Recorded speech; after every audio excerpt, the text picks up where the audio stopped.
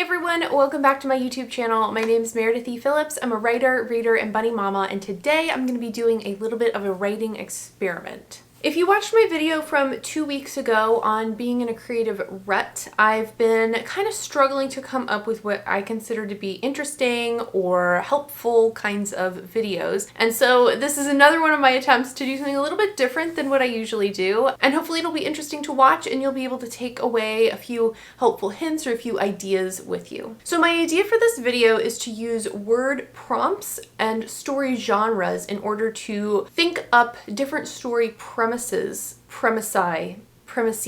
and just sort of use that as a way to stretch my brain, think creatively, and just sort of see what happens when I'm engaging in a different type of creative process than I normally do. I've created some resources for you in case you want to do this same type of thing on your own, or if you have your own channel and you want to make a video like this where you do this kind of creative prompt exercise thing.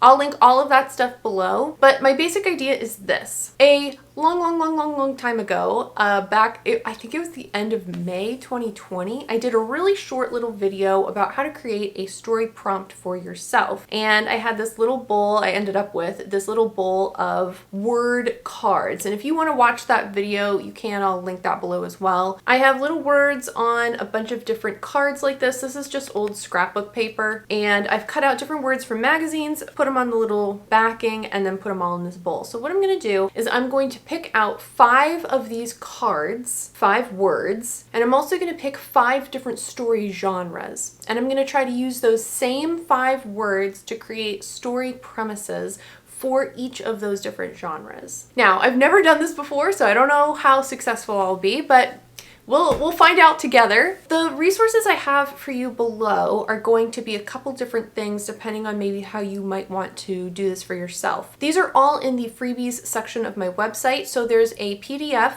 with these exact words that I cut out. You don't have to use these exact words. Obviously, you could use words from anywhere. I felt like this was just sort of a good mix of words. So I made a PDF with little squares with all the little words. If you want to, you can print that out, cut the words out, and use those as your draw pile, so to speak. I also put the same words in an Excel sheet that is numbered. So if you wanted to do a random number generator and just do 5 different numbers and then find those 5 different numbers on the Excel sheet, like then those could be your words and you wouldn't have to mess with cutting things out. And I have the same thing for the genres. Now, you could expand the genre list. I did a really basic list of genres. There's a ton of different genres and there's sort of sub-genres, and depending on how detailed you want to get with this, you could go a lot of different directions. So I've just stuck with sort of the standard genres for this. Again, if you wanted to expand that, include subgenres or whatever you want, that could be for you to do. So let's go ahead and get started. I have a notebook and a pen. I am going to try to do this handwritten instead of typing on the computer for a couple reasons. Number one, when I handwrite, it is slower and it helps your brain sort of slow down a little bit. It's a little less of sort of a brain dump. I can't write as fast as I can type. The other thing that happens too with handwriting stuff is that there's different synapses that snap in your brain. There's different connections your brain makes when you are handwriting versus typing. So I'm hoping that by the act of handwriting it, it'll engage different parts of my brain a little more and make this hopefully a bit more of a creative exercise. So let's go ahead, pick out some words, get my genres, and see what I can come up with. Okay, so I already have the words all cut out and ready to go. And then I also have a list of the genres. So the ones I'm going to be using are fantasy, science fiction, dystopian, action adventure, mystery, horror, thriller suspense, historical fiction, romance, literary fiction, and paranormal. Again, there's a multitude of subgenres and different types of ways of phrasing it, but this is the list I'm going with. So I'm just going to cut these apart real quick and put them in a separate bowl.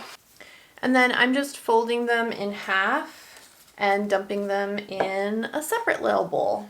Okay, second little bowl with the genres complete. I'm going to go ahead and choose my words first, and then I'll pick out the 5 genres I'm going to use. So, I'll show you. I don't know how many I'm picking. I can't see them from that distance on the camera. Okay. Oh no. 1, 2, already fell.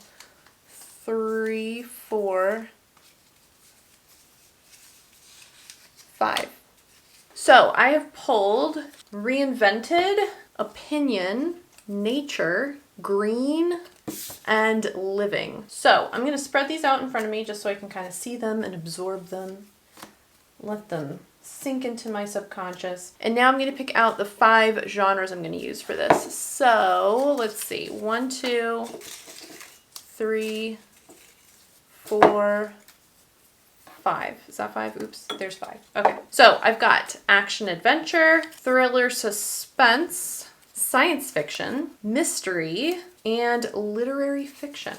So again, the idea here is I'm going to use the same 5 words to create 5 different genre story premises. So let's get to thinking. I'm just sort of laying these out on the desk in front of me right now. The other thing too that I'm kind of interested to see how this plays out is the fact that I really don't read in a lot of these genres, but I have read books in all of these genres before. So like science fiction really is not my thing, but I have read science fiction books in the past, and it's not that I hated them or anything. They were really enjoyable, but it's just not typically the genre I reach for. So, I haven't read a science fiction book in years. Same with like mystery or thriller suspense type novels. Thriller suspense ones tend to get me too anxious and stressed out reading them. So I'm like, life is already stressful enough.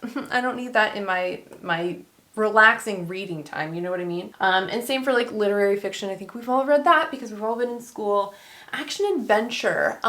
What's just a straight up action adventure book I've read? I mean, I know I have, but... Oh, and the other thing is I don't necessarily have to use like all 5 of these words in every single prompt. They're more meant to just sort of use 1 or 2 or however many you need to come up with some sort of storyline. So let's start with science fiction. Okay, so science fiction, and I've got again reinvented, living, green, nature, opinion. So science fiction I feel like could be dystopian, which sometimes has to do with nature-y kinds of stuff, like ruining nature. Maybe reinvented would work too, and living. All those seem science fiction-y to me. So I'm going to put these 2 aside, green and opinion, and I'm going to try to come up with a story premise for a science fiction book that has something to do with nature, living, and reinvented.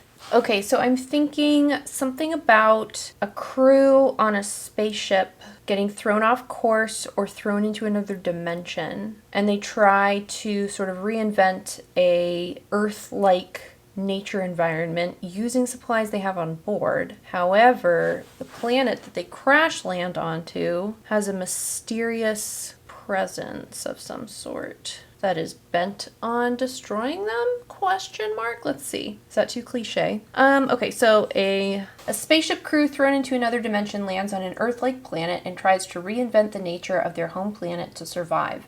However, the planet is not as uninhabited as it once seemed. That's cool, right? I don't know. Is that super cliche for a science fiction novel? I have no idea. I don't read a whole lot of science fiction. It probably is. It seems a little cliche, but that's what I'm going with. Again, we're not trying to like think up literary masterpieces over here. It's just a writing exercise. So next, let's do mystery maybe. What words do I want to use for this? I'm going to do living, green, and opinion. Ooh, okay.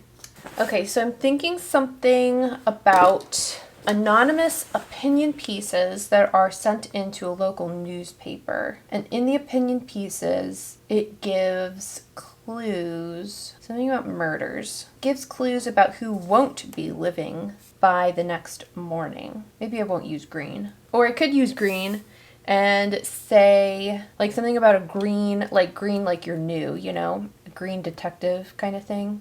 Okay, I think I got it. When opinion pieces arrive anonymously at a newspaper containing clues as to whom in the town will not be living by the next morning, a green detective must figure out who the killer is and how to avoid death when his own name appears in the morning paper. Ooh, that's kind of exciting, right? Okay, let's do the literary fiction one next. I feel like this one's gonna maybe be difficult. Okay, what words do I want to use for literary fiction? Reinvented. This is going to be like the most cheesy literary fiction piece ever. Reinvented and living, I think, are what I'm gonna go with. Maybe nature. Literary fiction is highbrow. Let's see. Let's use that. Living, reinvented, and nature. I don't have any kind of idea yet on plot, but I'm gonna write those words down. Okay, so literary fiction, reinvented, living, and nature. Something about a convicted criminal finally being released from jail. Don't ask me why that's the first thing I thought of. I think reinvented, like if you were in jail for a really long time, you'd have to like reinvent your life almost. So I'm gonna say somebody incarcerated for a crime they didn't commit is finally released from jail after 10 years, and they decide to reinvent their life by doing what? By living off the land, living off nature, and eventually creating a commune for other released prisoners. Does that sound literary fiction-y?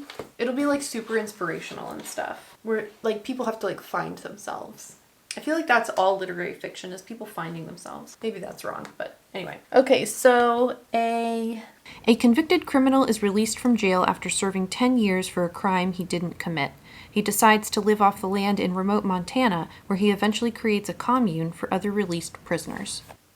Okay. He helps other people find themselves.